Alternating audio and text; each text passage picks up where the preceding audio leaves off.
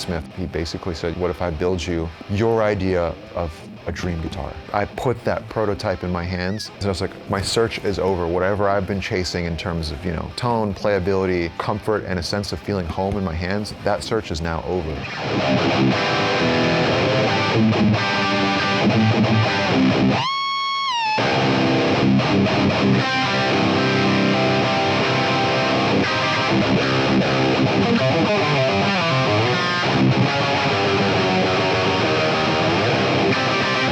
It's got a 25.5-inch scale length. In my experience with Periphery, 25.5 inches on a 6-string is a must. Anything shorter and you start to lose a lot of note definition when you tune as low as we do. So our ceiling is drop C, but on a 6-string, we go all the way down to drop G. So we'll tune the 6-string down to G to match the 5th string. So both notes are Gs. The 6th string is just an octave lower than the 5th string. You need, at the very minimum, this scale length. So that's why I'm always adamant. I've always been adamant from day one with PRS that we have a 25.5-inch scale length on my models. And then from there, 20-inch fretboard radius, meaning completely flat fretboard. I just love the feel of those old shredder type of necks, and bending and doing vibrato on a flat surface has always been something for me that has just felt at home.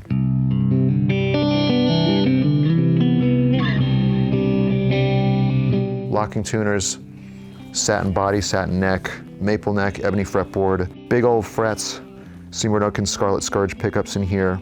I spent about a year and a half, a couple years ago, developing these with Seymour Duncan. A really, really dynamic bridge pickup and sort of a classic neck pickup. It's the most proud I've ever been of any pickup set I've had any part in developing. A brand new bridge for this model, spanking new knobs, 5-way switch, which is something I've never had on my guitars. Just makes life a lot easier. I spend a lot of time splitting coils and in those sort of middle positions now, just playing a heavy riff and going to this second position. Super spanky, super attacky. If you've heard Periphery's music, you know that we're constantly jumping around between a super saturated tone, like a mid-gain tone, a clean part, and everything in between, and it runs the gamut, it really does. And you don't want a one-trick pony guitar to cover any of that stuff because it just doesn't work.